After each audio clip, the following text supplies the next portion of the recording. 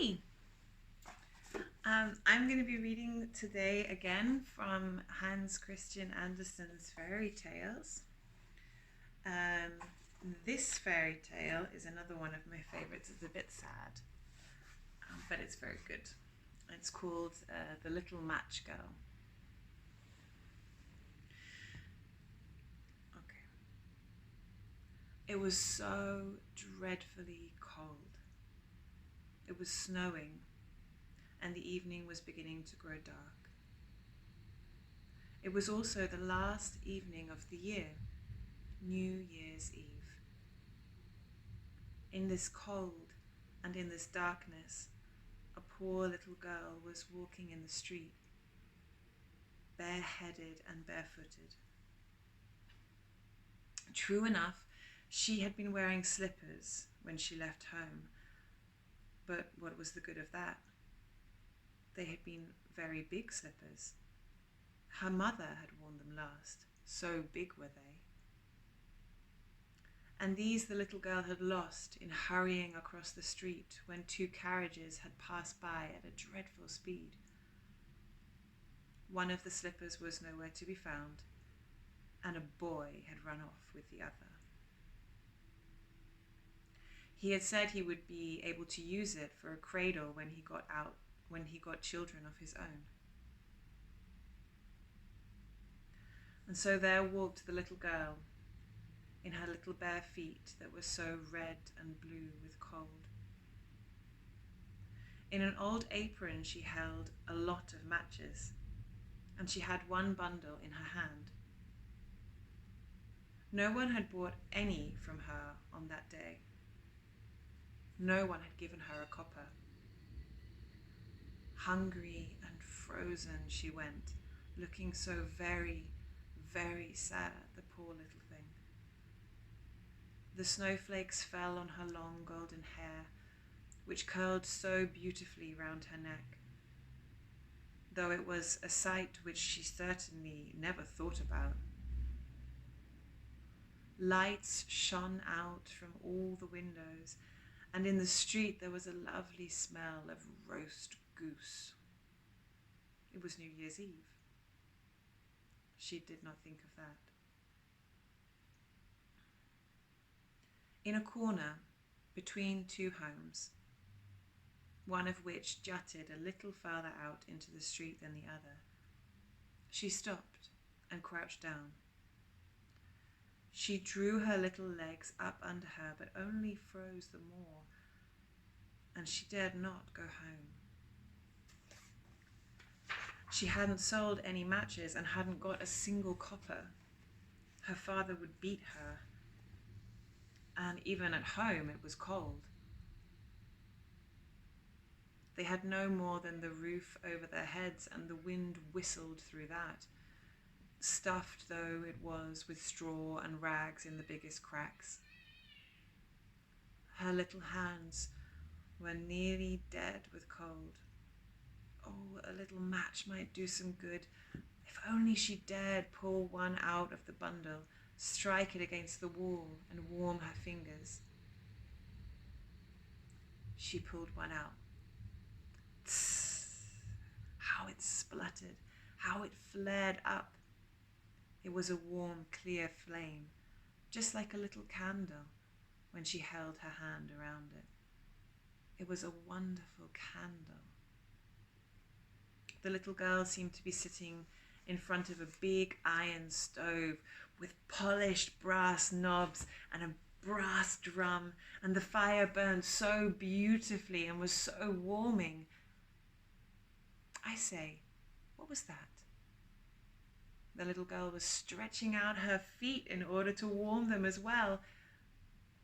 When the flame went out, the stove vanished, and she sat with a little stump of the burnt-out match in her hand. A new one was struck. It burned, it shone, and where the glow fell on the wall, it became transparent as gauze. She saw right into the room, where the table was laid with a glistening white tablecloth, with fine china and with a lovely steaming roast goose stuffed with prunes and apples. And even grander still, the goose jumped off the dish and waddled along the floor with a knife and fork in its back, right up to the poor little girl. Then the match went out, and all that could be seen was the thick, cold wall.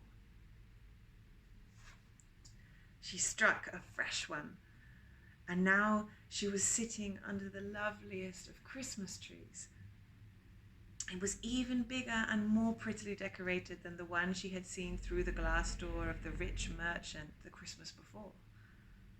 Thousands of candles were alight on the green branches, and brightly coloured pictures, such as decorated the shop windows, looked down towards her. The little girl stretched both her hands out into the air, and the match went out. The Christmas candles all went higher and higher, and she saw that they were the bright stars. Some of them fell, leaving a long, fiery strip in the sky. "Someone's dying," said the little girl, for old Granny, the only person who had been good to her, but who was dead, had said that when a star falls, a soul rises up to God. She struck another match against the wall. It shone so brightly around about, and in its glow stood her old Granny, so clear, so shining, so gentle, and so loving. "Granny," cried the little girl, "please take me with you. I know you'll be gone when the match goes out, gone like the warm stove, the lovely roast goose, and the gorgeous big Christmas tree. Please take me with you." And hurriedly she struck all of the matches left in the bundle. She wanted so much to keep her Granny. And the matches shone with such splendor that it was brighter than the light of day.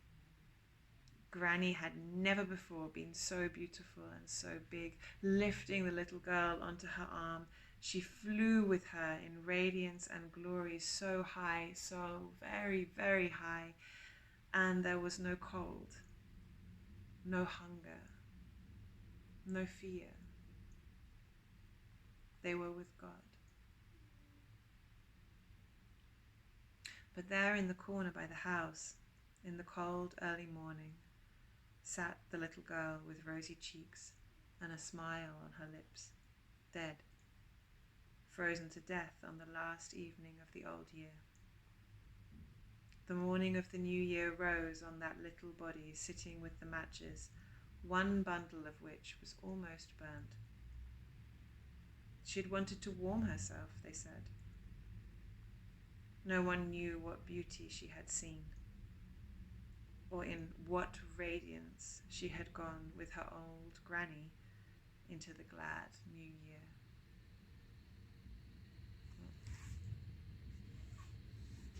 It's kind of sad and beautiful and annoyingly poignant at the same time. Yeah.